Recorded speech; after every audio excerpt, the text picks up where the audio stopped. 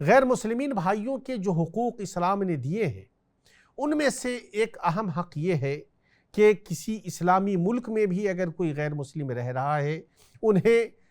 Property کے مالک ہونے کی بھرپور اجازت دی ہے، اسی طریقے سے جاب کرنے کی بھرپور اجازت دی ہے، بزنس کرنے کی بھرپور اجازت دی ہے، اور اسلامی سماج میں، اسلامی معاشرے میں، اسلامی حکومت میں رہ کر کے وہ ایسا کچھ کر سکتے ہیں۔ محمد الرسول اللہ صلی اللہ علیہ وسلم کے زمانے سے لے کر آج تک کے زمانے تک، آج بھی جہاں اسلامی حکومتیں ہیں، خواہ وہ سعودی عرب ہو، دبئی ہو، قطر ہو، عمان ہو، آپ دیکھ سکتے ہیں وہاں پر ہمارے غیر مسلم بھائی، وہ جس مذہب کے بھی ماننے والے ہوں، بڑی بڑی تجارتیں کر رہے ہیں، بڑا بڑا انویسٹمنٹ کر رہے ہیں۔ یہی نہیں بلکہ اسلامی حکومت اور اسلامی ممالک کے اور حکومت کے لوگ بھی غیر مسلم ممالک کے ساتھ بڑی بڑی تجارتیں کر رہے ہیں۔ تو یہ چیز اس وقت سے تھی اور آج تک جاری ہے۔ اس سلسلے میں بعض حلقوں میں یا بعض ہمارے غیر مسلم بھائیوں کے حلقوں میں یہ غلط فہمی پھیلائی گئی ہے کہ مسلمان ہڑپتے ہیں یا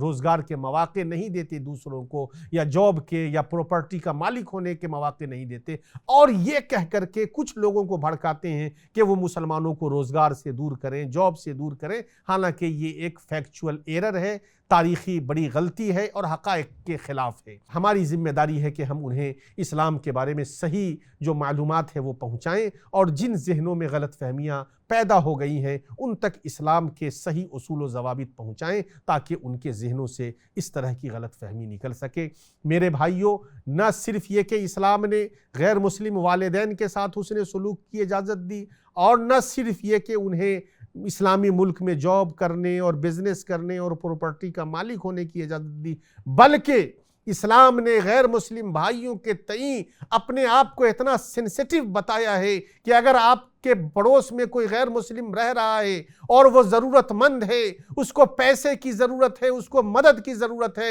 تو آپ اپنا مال اس کے اوپر صدقہ بھی کر سکتے ہیں، اپنے مال سے آپ کو اس کی مدد کرنی چاہیے اور ایسا کر سکتے ہیں، اور اسلام نے اس کی اجازت دی ہے کہ آپ اپنے غیر مسلم بھائی کی مدد کر سکتے ہیں۔ شروع میں جب بعض صحابہ کرام نے غیر مسلم بھائی کی مدد میں صدقہ کرنے سے اپنے آپ کو روکا تو قرآن مجید میں حکم نازل ہو گیا، اور قرآن مجید کے سورہ بقرہ آیت نمبر 272 میں اللہ رب العالمین نے آیت نازل کر کے حکم دیا کہ نہیں، ایسا نہیں کرو، صدقہ کرنے سے نہ رکو، اگر ضرورت مند ہے تو ان پر صدقہ کرو۔ اللہ رب العالمین نے فرمایا لیس علیک ھداھم ولکن اللہ یہدی من یشاء، کہ تم ان کو ہدایت نہیں دے سکتے،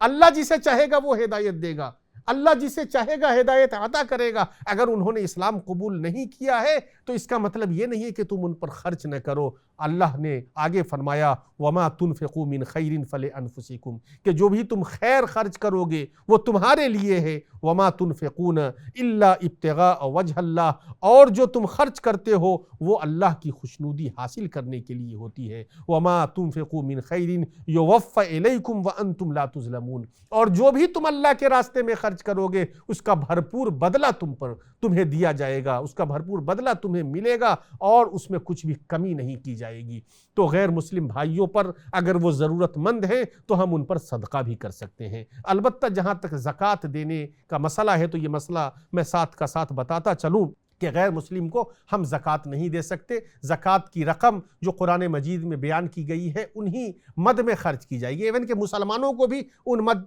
کے علاوہ میں ہم نہیں دے سکتے ہیں۔ البتہ تالیف قلب کے لیے غیر مسلم کو دے سکتے ہیں۔ تالیف قلب کا مطلب یہ ہے کہ اگر کسی کے اسلام سے قریب ہونے کی امید ہو تو ایسے غیر مسلم بھائی کو دے سکتے ہیں، البتہ عام حالت میں نہیں دے سکتے۔ عام حالت میں ہم صدقہ کر سکتے ہیں یا اپنی طرف سے گفٹ کر سکتے ہیں، یا زکوٰۃ کے علاوہ جو آپ کے پاس دولت ہے، مال ہے، اس سے اس کی مدد کر سکتے ہیں۔ اور صحابیات نے بھی ایسا کر کے دکھایا، صحابیوں نے بھی ایسا کر کے دکھایا۔ ایک واقعہ ہے کہ حضرت عائشہ رضی اللہ عنہا نے، ایک یہودی خاتون آئی اور ان سے کچھ مانگا تو حضرت عائشہ رضی اللہ عنہا نے انہیں دیا۔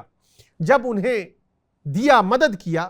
تو اس یہودی خاتون نے دعا دیتے ہوئے حضرت عائشہ کو کہا اعاذک اللہ من عذاب القبر، کہ اللہ عذاب قبر سے تمہیں محفوظ رکھے، تمہیں بچائے۔ تو حضرت عائشہ نے انکار کیا، ان کی اس دعا کو لینے سے انکار کیا۔ پھر جب اللہ کے رسول صلی اللہ علیہ وسلم آئے تو حضرت عائشہ نے بتایا کہ اس یہودی خاتون نے انہیں ایسی دعا دی ہے، تو اللہ کے رسول صلی اللہ علیہ وسلم نے فرمایا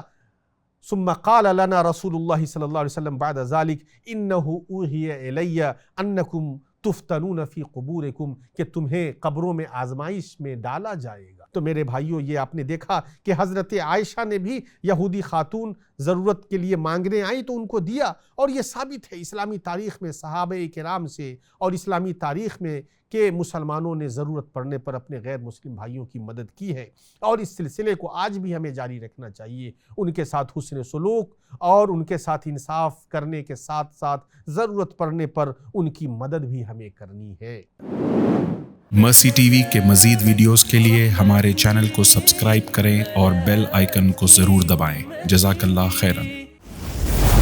مرسی ٹی وی، پیغام رحمت۔